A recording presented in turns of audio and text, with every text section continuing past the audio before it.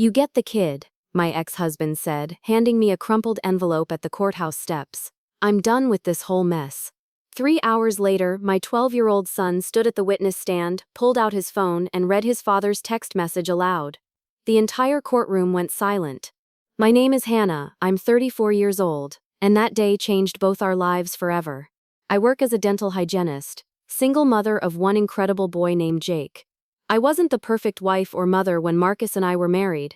I made mistakes, had bad days, lost my temper sometimes. But I had something Marcus never expected, a son who saw right through his lies. If you've ever watched a parent abandon their child, subscribe right now and tell me in the comments where you're watching from.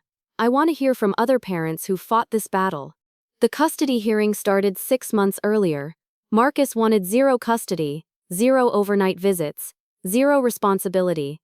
Just freedom to start fresh with his 23-year-old girlfriend who thought kids were gross. I walked into that courtroom with a thick folder of evidence, school records showing I attended every parent-teacher conference alone, medical records proving I handled every sick day, every emergency room visit, every vaccination appointment by myself. Marcus stumbled in 20 minutes late, his shirt wrinkled, breath smelling like mouthwash covering yesterday's whiskey. His lawyer looked embarrassed just sitting next to him. Your Honor, Marcus's attorney began, my client believes it's in the child's best interest to remain primarily with his mother. The judge looked over his glasses. Mr. Peterson, you're requesting zero custody? Zero visitation? Marcus leaned forward. Your Honor, I never wanted this kid anyway, he muttered, loud enough for everyone to hear. His lawyer's face went pale. Marcus, please. What? Marcus shrugged. Hannah can have him. I'm starting fresh with someone who actually appreciates me. The judge's pen stopped moving. Mr. Peterson, are you saying you want to terminate your parental rights? If that's what it takes, Marcus said, I've got a new life now. That's when his girlfriend Jessica stood up from the back row, her face twisted with disgust. You never told me you had a kid, she hissed. You said you were divorced with no baggage. The entire courtroom watched her storm out, her heels clicking against the marble floor like gunshots. Marcus called after her, but she was gone.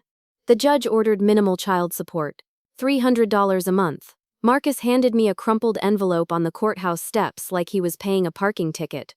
You get the kid, he said, and good luck with that. But what Marcus didn't know was that Jake had been listening, recording, documenting everything. For 3 months, Marcus paid the support. Then the checks stopped coming. His social media showed him in Vegas, then Miami, then somewhere with crystal blue water and expensive drinks. Jake would check the mailbox every day after school. Did Dad send anything? He'd ask quietly. Not today, baby, I'd tell him. I started working double shifts at the dental office, weekends at a second clinic across town. My hands were raw from washing instruments. My feet ached constantly, but we managed. That's when the lies started spreading. I ran into Sarah Morrison at the grocery store. We'd been friends for years. Her kids played with Jake, but when she saw me, she looked uncomfortable. Hannah, she said carefully, Marcus told us you're keeping Jake from him, that you won't let him visit. My stomach dropped. Sarah, he hasn't called Jake once in 2 months. That's not what Marcus says, she replied. He says you changed your number, moved without telling him. I pulled out my phone, showed her the call log. No missed calls from Marcus. No text messages, nothing. Sarah's expression changed, but the damage was spreading. 2 weeks later, Jake came home from baseball practice upset. Mom, I heard Dad talking at Denny's, he said. He was with some woman, she asked about me. My blood went cold. What did he say? Jake's voice got quiet. He said, I dodged a bullet with that crazy ex. The woman had laughed, called me names I won't repeat. Marcus bought her another drink and told her how lucky he was to escape. My 12-year-old son had heard his father deny him, question his paternity, laugh about abandoning him. That night I found Jake in his room, not playing video games, not doing homework, just sitting on his bed, staring at his phone. Jake, you okay? He looked up with eyes too old for his face. Mom, can text messages be used in court? The question caught me off guard. What do you mean? Like if someone sent me messages, could a judge see them?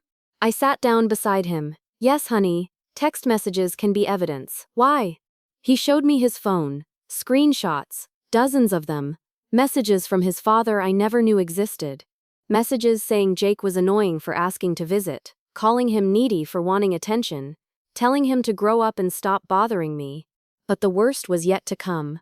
Jake's birthday arrived on a Tuesday. He'd been talking about it for weeks because Marcus promised to take him to a baseball game. They'd planned it over text. Marcus even told Jake to wear his new jersey. Jake got dressed at noon, sat by the living room window in his brand new Cubs jersey, glove on his lap, backpack with snacks ready to go. 1 o'clock came and went, then 2, then 3. He's probably just running late, Jake said, still watching the street. 4 o'clock, 5 o'clock, 6 o'clock. Jake's face got quieter with each passing hour, but he didn't move from that window, didn't take off the jersey, just kept watching for a car that would never come. At 9 p.m., Marcus finally texted. Something came up, maybe next time, kid. I found Jake an hour later, still in the jersey, crying silently into his pillow. His birthday cake sat untouched on the kitchen counter. That night, something hardened in both of us. Not broken, sharpened. What Marcus didn't know was that Jake had been quietly building a case of his own. Every missed call, every broken promise, every cruel text message, Jake was keeping track of it all.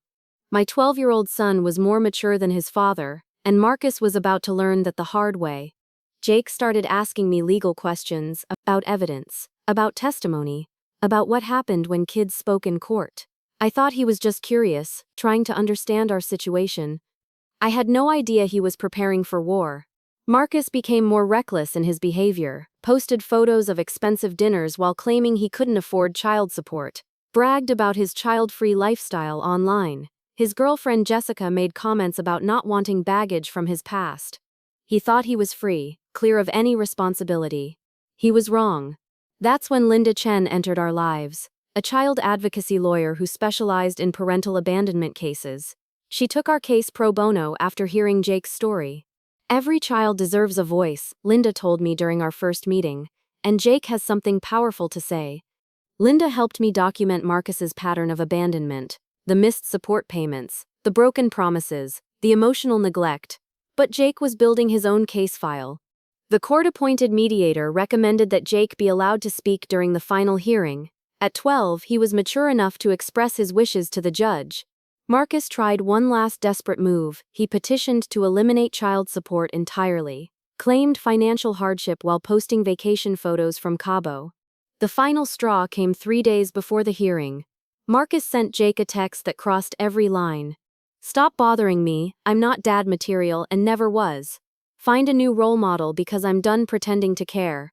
Jake showed me the message with tears in his eyes. Mom, I want to tell the judge everything. The morning of the final hearing, Marcus strutted into the courtroom like he owned the place. New suit, expensive watch, cocky smile that said he expected to walk away with zero obligations. Jake sat beside me in his best clothes, calm, composed, ready. Judge Martinez called Jake to the witness stand. My heart pounded as my son walked up there alone, 12 years old and facing down the man who was supposed to protect him. Jake, the judge said gently, can you tell me about your relationship with your father? Jake pulled out his phone. Your Honor, may I read some text messages my father sent me? The judge nodded. The courtroom went quiet. Jake's voice was steady as he read the first message. Stop calling me, I have a new life now, and you're not part of it. Marcus shifted in his seat. His lawyer looked panicked. Jake continued. I never wanted to be a dad anyway. Your mom trapped me. Gasps echoed through the courtroom. Marcus's face went white. Tell your mom I'm not paying another dime, she can figure it out. The judge's expression hardened. Then Jake read the final message, the one that shattered every heart in that room. I wish I never had you, you ruined my life. The silence was deafening. Marcus jumped up. Your Honor, that's not accurate. The kid's lying. Someone hacked my phone. Jake calmly produced phone records, screenshots with timestamps, a detailed log of every missed call and broken promise. Linda stood up. Your Honor, we also have evidence that Mr. Peterson has been hiding income while claiming poverty. Bank statements appeared, social media posts showing expensive purchases, evidence of Marcus living a lifestyle that contradicted his claimed financial hardship. The judge's voice cut through the courtroom like a blade. Mr. Peterson, you are hereby ordered to pay immediate back support totaling $8,400 plus penalties. Marcus's jaw dropped. Furthermore, Judge Martinez continued, "Your parental rights are suspended pending a psychological evaluation. You've demonstrated a clear pattern of emotional abuse and abandonment." Marcus's girlfriend, who'd been sitting in the back, gathered her purse and left. Just like Jessica before her, another woman who couldn't handle the truth about who Marcus really was. Jake's testimony had exposed Marcus's character to everyone present, his cruelty, his selfishness, his complete failure as a father. The judge looked at Jake with something like admiration. "Son, you showed remarkable courage today, your voice mattered." Marcus stormed out of the courtroom, abandoned by his girlfriend, exposed as a fraud, ordered to pay thousands he'd tried to hide. Jake and I walked out together, finally free from Marcus's manipulation and lies. That day in court, I realized my son had protected us both. He found his voice when his father tried to silence him forever. The truth set us free from a man who never deserved either of us. Marcus's attempts to contact us after that were blocked. He eventually moved to another state. Started over somewhere else with someone new who didn't know his history. Jake thrived without the emotional burden of an unreliable father. His grades improved, he smiled more. The weight of false hope was finally lifted from his shoulders. Our financial situation stabilized with proper support enforcement. I could cut back to normal hours, spend more time with Jake, build the stable home we both deserved. Jake's confidence grew as he realized he was better off without a father who never wanted him. He learned that family isn't just about blood, it's about showing up, being present, choosing love over convenience. We built a stronger bond based on honesty and mutual respect. Jake knew he could trust me to protect him, and I knew he was strong enough to protect himself when necessary.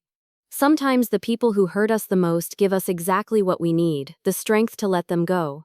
If you've ever had to watch your child deal with an absent parent, you're not alone. Their strength will surprise you if you let it. Hit that subscribe button if this story touched your heart, and tell me in the comments, has your child ever had to be braver than the adults in their life?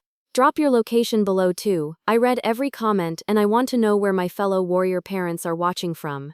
Your children are watching how you handle the tough moments. Make them proud. Look at your screen, 2 new videos are waiting. Click quickly because you won't want to miss either of these powerful stories.